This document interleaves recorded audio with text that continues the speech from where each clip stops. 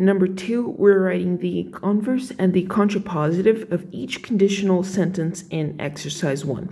So in exercise 1, we identified which was the antecedent P and the consequent Q, and we color-coded it. So the antecedent is in green and the consequent is in pink. So now we have to write the converse, which is if Q, then P. So we're reversing the antecedent and the consequent. And then we have to write the contrapositive. If not Q, then not P. So we reverse and then deny both the consequent and the antecedent. Now, it's important to just know that the conditional and the converse do not mean the same thing, right? They're different things. However, the conditional and the contrapositive, they are logically equivalent. They have the same truth table. So let's begin with item A. So if squares have 3 sides, then triangles have 4 sides. So all we're doing for the converse is we are reversing the antecedent and the consequent. So we have here, if triangles have 4 sides, then squares have 3 sides, right? So all we did was reverse it, and let us just color it in so that you guys can see that we have reversed it. If triangles have 4 sides, then squares have 3 sides, right? What about the contrapositive? Well, for the contrapositive, we are just denying the consequent and the antecedent. So let's copy and paste this. And then now we have if triangles do not have 4 sides. So if triangles do not have 4 sides, then squares do not have 3 sides, right?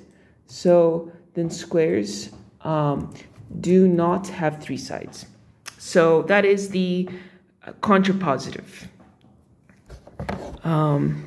So let's just highlight this. Where now we just have the negation of it, right? So let's do item B. If the moon is made of cheese, then 8 is an irrational number. So once more, we're just reversing the order. So we're doing if Q, then P. So we have if 8 is an irrational number, then the moon is made of cheese. So that's it for the converse, and we are going to highlight it. If 8 is an irrational number, and I wrote na instead of an, so maybe let's fix that. And then the moon is made of cheese. Right, so let me copy this over so that we can then take the contrapositive. If 8 is an irrational number, then the moon is made of cheese. But now for the contrapositive, we have to deny Q and we have to deny P. So if not Q, then not P. So if 8 is, now it's not an irrational number, right? So if 8 is a rational number, because the not irrational means rational, then the moon is not made of cheese, is not made of cheese. And I think I should actually, I won't color these because they're not the same thing, right? Not P is not the same, is not the same thing as P, so I'll just leave it that way. What about C? So P is B divides 3 and Q is B divides 9. So we're going to reverse this. We're saying if B divides 9, then B divides 3. So we've just reversed it, right? And then we're going to copy this in. So first, let me color each proposition. If B divides 9 is our Q, right? If B divides 9 is our Q, and then B divides 3 is our P. So for the contrapositive, we just have to deny it. So if B does not divide 9, so if B does not divide 9, then B does not divide 3. Okay, so that was easy enough. Let's do D. So P is f is differentiable and q is f is continuous, right? So all we're going to do is we're going to reverse it. So we're going to say if f is continuous, then f is differentiable. So sometimes you may have to change the wording a little bit, but it still means the same thing. Now we're just going to copy it over for the contrapositive, and then we're going to deny it, right? So, because we have if not q, then not p. So if f is not continuous, then f is not differentiable. So let's just color this in. Differentiable was in green, right? Because that's our p. And we have here q. So I hope that you guys are able to see through this pattern that the converse is we just have if q then p, and then the contrapositive we said if not q then not p. Okay, now E is a little bit trickier, right? Because what E is really saying, if A is convergent, then sequence A is bounded. So even though it is presented in a different way, it's still the conditional, right? We're just going to set it up as if and then. So maybe for this one, I'll just for now say the but the formatting is gonna mess it up. So what I'm gonna say is, okay, the normal conditional is if A is convergent, if P, then sequence A is bounded. So now we're going to do the converse, right? We're gonna say if a sequence A is bounded, then A is convergent. So this may look like we're saying the same thing, you know, on the surface, just because the order presented was different, but actually we're not saying the same thing, right? Because if you think about the relationship between P and Q, so let's draw it in. If we say that, okay, this over here is a set Q, and this over here is P. So let's think about the word whenever, right? So whenever we have P, we also have Q, because P is included in Q. It's impossible to be in P and not in Q. However, I could be in Q and not P, right? So it's not the case that I reversed that. Whenever I'm in P, I'm in Q, and not the other way around, right? So we can say that Q whenever P, definitely, because it implies that if I'm in P, then I'm in Q. However, I can't say P whenever Q, because I could be in Q and not in P, say over here. So the statement really is, if A is convergent, then the sequence A is bounded. And now we're just going to reverse that and say, if a sequence A is bounded, then A is convergent. And then for the contrapositive, we'll just copy it and then deny both the consequent and the antecedent. So let's see here. If a sequence A is not bounded, then A is not convergent. Now let's just color it in. The sequence is bounded, so if Q, then P. And then we have here, if a sequence A is not bounded, then A is not convergent. Okay, what about F? So once more, we do have it presented in a different way, but now this is more natural, because it's saying, okay, if F is integrable, then the function F is bounded, right? So if P, then Q. So now we're reversing it. We're saying if a function F is bounded, then F is integrable. And then for the contrapositive, we're just copying it and then denying.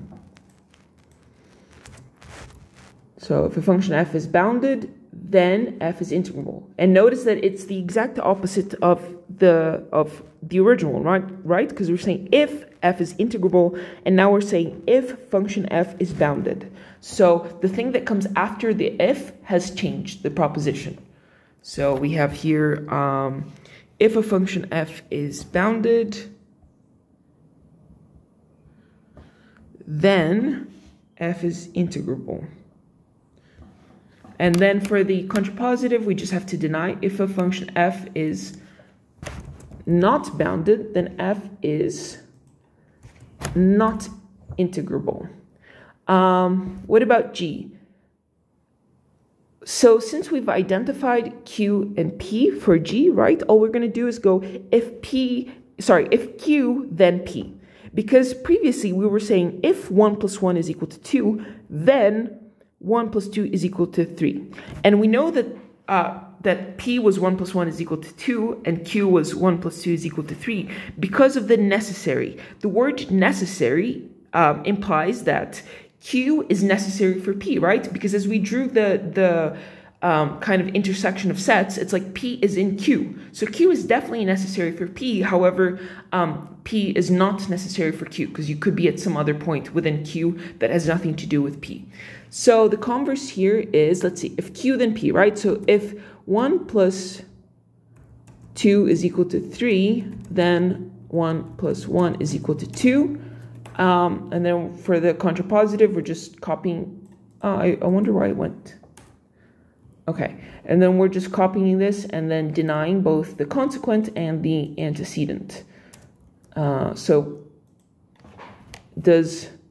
I'm going to put this over here, does not equal to 3. Then 1 plus 1 does not equal to, it's kind of a weird symbol, but that's fine. Let's just color in so we have that the antecedent is here, and then the original consequent is here. What about H? The fish bite only when. Now, this one is if P then Q, right? It's presented in the correct order. So for this one, we are going to say the converse, when we switch it up, we're saying if the moon is full, then the fish bite, right? We just said if Q then P, and for the contrapositive, we're just denying the consequent and antecedent. So if the moon is not full, then the fish won't bite. And if this seems confusing to you guys, just focus in here, these definitions, and then kind of track how we've just reversed the order, right? You can see that I'm stating it in terms of if Q then P, and you can see that the first term is always the pink one, which is really Q, right? So I've reversed the order. And lastly, for I, we still have if P then Q, and oops, I should have qualified for the Olympic team. That's our antecedent. So once more, because of the word necessary. So something being necessary implies that that thing which is necessary is Q, right? Because of the way that we draw our set. So once more, I have here Q and I have P. So we can see that P is not really necessary for Q because I could be over here. So at this point, I'm in Q and it has nothing to do with P. But Q is necessary for P, right? There's no way for me to be in P and not in Q. They overlap. So what we're going to say here, because a time of 3 minutes and 48 seconds is our Q, so we're going to say if the Olympic team, if a team manages a time less than 3 time equal to or less, right? Equal to or less than 3 minutes and 48 seconds, then they will qualify for the Olympics.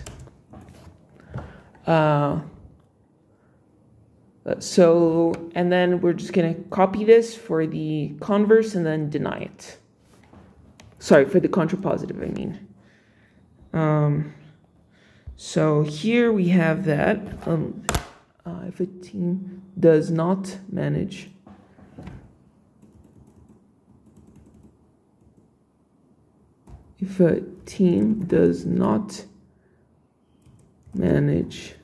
time equal to, then they won't qualify for the Olympics.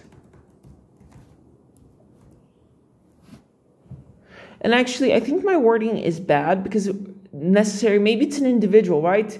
If you achieve, maybe I'm going to say, if you achieve a time for, then you will qualify for the Olympic team. Then, because I think it's an individual, you will qualify for the Olympic team. Yeah, I think that this is better phrasing. So let me just copy this. Let's see. We'll copy and then deny. If you do not achieve a time equal to or less than, then you will not qualify. Yeah, you will not qualify. So lastly, let's just highlight these relationships. So if Q, right? This is our Q, and this is our P. P is qualified for the Olympic team, right? And then for the contrapositive, we just denied it.